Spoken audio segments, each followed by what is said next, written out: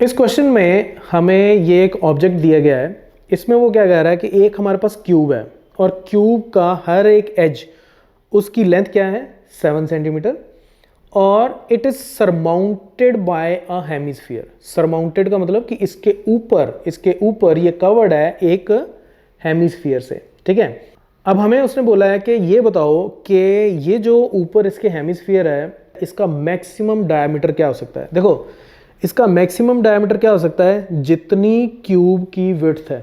ठीक है, जितनी क्यूब की विड्थ है या लेंथ बोलो, कुछ भी बोलो, क्योंकि चारों तरफ से ये तो बराबर क्या ही साइज का होगा क्योंकि क्यूब है।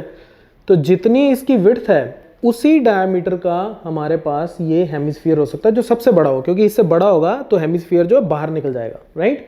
लेकिन बाहर नहीं निकलना, वो बिल्कुल एज टू एज होगा।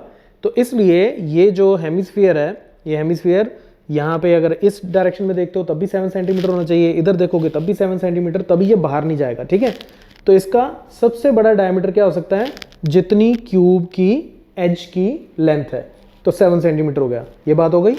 अब मुझे क्या करना है, इस पूरे ऑब्जेक्ट का सरफेस एरिया निकालना है।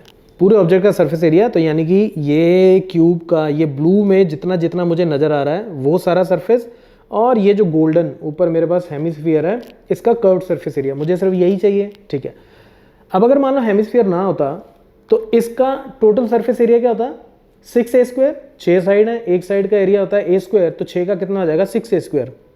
लेकिन उस 6a² में ये जो टॉप साइड है इसमें ये वाला पोर्शन भी कवर हो जाएगा जो मैंने ब्लैक में हाईलाइट किया, क्योंकि ये पोर्शन एक्चुअली इस हेमिस्फीयर से कवर्ड है। तो ये तो हमें सब्ट्रैक्ट करना पड़ेगा 6a² में से। ठीक है, तो 6a² में से ये ब्लैक वाला एरिया मुझे माइनस करना पड़ेगा, और ये एरिया कितना होगा, इस हेमिस्फीयर के बेस पे जो सर्कल बनता है उसके एरिया के बराबर, राइट। तो ये हेमिस्फीयर के बेस पे जो सर्कल बनता है ये इसके एरिया के बराबर है, तो यानी कि πr², इतना एरिया मुझे माइनस करना पड़ेगा। तो जितना अब मेरे पास सरफेस एरिया आ गया 6a² में से ये πr² को माइनस करने के बाद उसमें मैं इस हेमिस्फीयर का कर्व्ड सरफेस एरिया ऐड कर दूंगा, और वो क्या होता है 2πr², राइट। तो 6a², उसमें से πr² मैं सब्ट्रैक्ट करूंगा, और उसमें इसका कर्व्ड सरफेस एरिया 2πr², उसको मैं ऐड करूंगा, और मेरा टोटल सरफेस एरिया मुझे मिल जाएगा, राइट। अब इतना सिंपल सा है क्वेश्चन। फिर मैं रिकमेंड करता हूं खुद सॉल्व करना, अदरवाइज पेपर पे तो मैं सॉल्व कर ही दूंगा।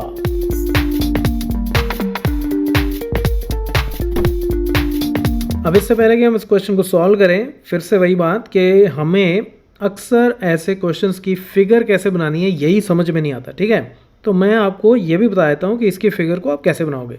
अ cubical block of side 7 centimetre, तो ये एक्चुअली मैंने 7 सेंटीमीटर ही ले लिया, लेकिन आपको 7 सेंटीमीटर लेने की जरूरत नहीं है, आपने सिर्फ रिप्रेजेंट ही करना है। एक क्यूब बनाना है आपने, is surmounted bye a hemisphere.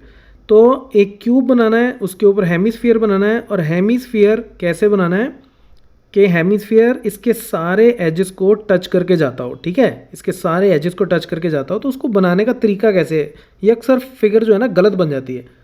तो देखो मैं यहाँ पे थोड़ी सी छोटी फिगर बनाऊंगा। आपको करना क्या है, आप ये स्केल ले लो और स्केल से कहीं पे भी एक पॉइंट लगाओ पहले, और उसके बाद एक पॉइंट इधर, और उतने ही डिस्टेंस पे एक पॉइंट इधर। ठीक है, फिर कंपस को ये मिड पॉइंट पर रख के इसके बराबर खोल के आप एक आर्क लगा दो यहाँ पे।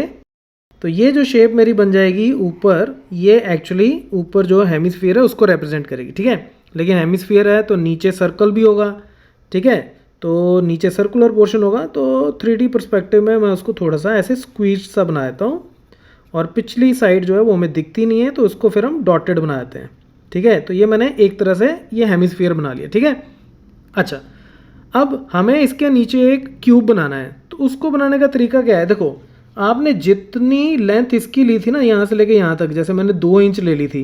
ठीक है, तो मैंने अब करना क्या है कि इसके नीचे थोड़ा सा लेफ़्ट साइड से शुरू करके, ये मैंने थोड़ा सा लेफ़्ट साइड से शुरू करके ये बिल्कुल एक स्ट्रेट लाइन ड्रॉ करनी है जो 2 इंच की ही हो, यानी कि उसी के बराबर की जितनी विड्थ मैंने इसकी ली थी। ठीक है, जितनी विड्थ इसकी ली उतनी विड्थ की मैंने यहाँ पे एक लाइन ड्रॉ कर ली। ओके, देखो मैं एक्चुअली 7 सेंटीमीटर की नहीं बना रहा, मैं सिर्फ और सिर्फ ये 2-2 इंच की बनाई जा रहा हूँ सिर्फ रिप्रेजेंट करने के लिए। ज़रूरी नहीं है आपको 7, मान लो आपको 70 सेंटीमीटर दी हो तो 70 सेंटीमीटर तो नहीं बनाने बैठ जाओगे ना आप, ठीक है। फिर उसके बाद 2 इंच की लाइन आप इधर ड्रॉ करोगे, 2 इंच ही इधर जाएगी और फिर 2 इंच इधर। अब इसके बाद एक इंपॉर्टेंट चीज़ है, देखो ये जो है ना, ये जो कॉर्नर है ये इसके एज से होके जाता होगा, तो यानी कि इसको और इसको जब मैं ज्वाइन करूँगा तो ये तो इतना ही रह जाएगा क्योंकि बाकी का पोर्शन पीछे छुप जाएगा। ये भी इसको टच करके जाएगा, ठीक है, लेकिन ये इतना टच करके जाएगा कि ये जो लाइन है ये इतनी कर यहाँ पे दिखेगी कि यहाँ से ये इसको टच करती हुई, ऊपर वाली साइड को टच करती हुई ये ऐसे जाती होगी। तो ये अप्रॉक्सीमेटली मैं हाथ से ड्रॉ कर देता हूँ, तो ये कुछ मेरी ऐसे बन जाएगी। ओके, तो ये ऐसे बन जाएगी और फिर 2 इंच की लाइन मैं इधर भी ड्रॉ कर देता हूँ और फिर इन दोनों को मैं ज्वाइन कर दूंगा। राइट, देखो मैं आपको ऐसे समझाता हूँ कि ये जैसे क्यूब था, तो क्यूब के ऊपर मुझे जो हेमिस्फीयर रखना है वो इधर भी टच करके जाएगा, इधर भी और इधर भी, ठीक है। इस केस में ये सारी साइड्स को टच करके जाएगा, तो ये इधर से टच हो गया, ये इधर से टच हो गया, ये इधर से टच हो गया, तो पीछे भी टच होगा। तो इसलिए इसकी लेंथ मैंने उतनी करी रखी कि जब मैं इधर से हॉरिजॉन्टल लाइन ड्रॉ करूँ तो ये पिछली वाली इसकी जो डॉटेड लाइन बनाई है उसको टच करके जाए। तो ये अंदाजन ऐसे बनाते हैं, ये पिछली वाली डॉटेड लाइन आपको ड्रॉ करने की जरूरत नहीं है, पर मैंने कर दी, ठीक है। अब नेक्स्ट वो क्या कहता है, what is the greatest diameter the hemisphere can have. तो हेमिस्फीयर का ग्रेटेस्ट डायमीटर क्या होगा, जितनी इसकी विड्थ है, तो यानी कि यहाँ से लेके ये यहाँ तक, तो ये यहाँ से लेके यहाँ तक अगर मैं जाऊँगा तो वो इसकी विड्थ के बराबर हो जाएगा। तो इसका ग्रेटेस्ट डायमीटर, चलो मैं अब यहीं लिखता हूँ, ग्रेटेस्ट डायमीटर यहाँ से लेके यहाँ तक, तो ये कितना हो जाएगा 7 सेंटीमीटर। तो पहले पार्ट का आंसर आ गया कि 7 सेंटीमीटर होगा, तो ये तुम सीधा ही लिख देंगे।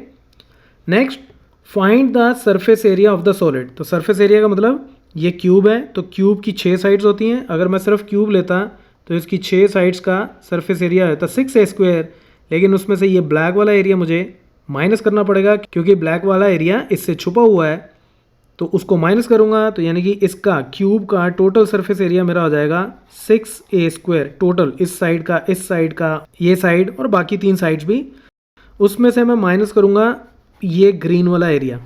और ये ग्रीन वाला एरिया क्या हो जाएगा, ये सर्कल जो इसके नीचे सर्कल बनता है उतना एरिया यहाँ छुपा हुआ है, यानी कि माइनस हो जाएगा πr² प्लस इसका सरफेस एरिया जो ऊपर हेमिस्फीयर है उसका सरफेस एरिया वो होता है 2πr²। तो इसको मैं सॉल्व कर लूँगा और मेरा आंसर आ जाएगा, ठीक है। तो मैं क्विकली सॉल्व कर देता हूँ। सो पहला पार्ट क्या है कि ग्रेटेस्ट डायमीटर ऑफ हेमिस्फीयर वो कितना हो जाएगा 7 सेंटीमीटर, ठीक है, पहला पार्ट हो गया। दूसरे पार्ट पे आते हैं।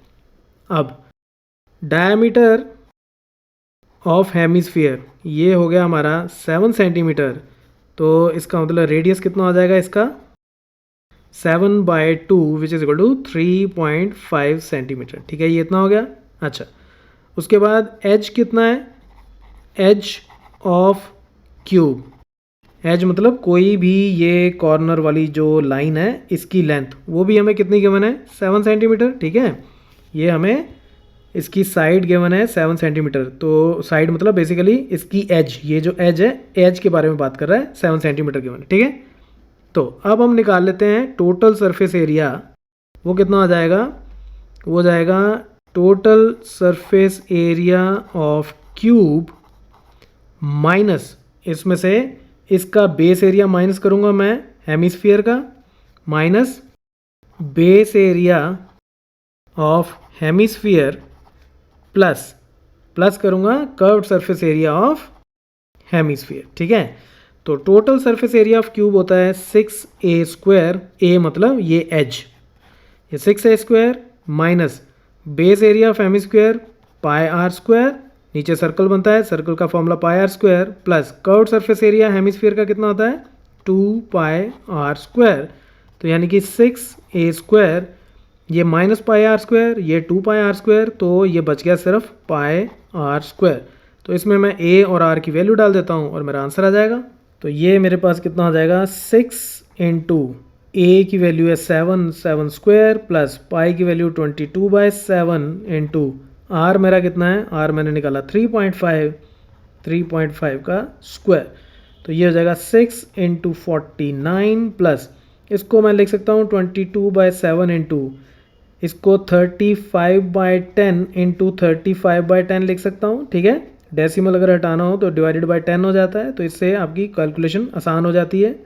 तो 7 के साथ ये कटा 5, 5 के साथ ये कटा 2, 2 के साथ ये कटा 11, फिर ये 5 के साथ कटा 2, यहाँ आ जाएगा 7। तो ये तो 6 इंटू 49 9 इंटू ये तो होगा 54 और 29, ठीक है, 294 आ गया। प्लस यहाँ मेरे पास कितना आ जाएगा 11 into 7 77 divided by 2 which is equal to 294 plus 38.5 and this is equal to 0.5 आ गया यहाँ पे। 8 and 4 12 12 3 and 3 32 ये ऐड करोगे तो इतने centimetre square is the answer, right. So इस क्वेश्चन में सबसे इंपॉर्टेंट चीज़ इस फिगर को समझना और इसको ड्रॉ करना ही है, अदरवाइज इसकी सोल्यूशन जो है वो बहुत आसान है, right. So that's it from this tutorial, keep watching मैथमाफिया।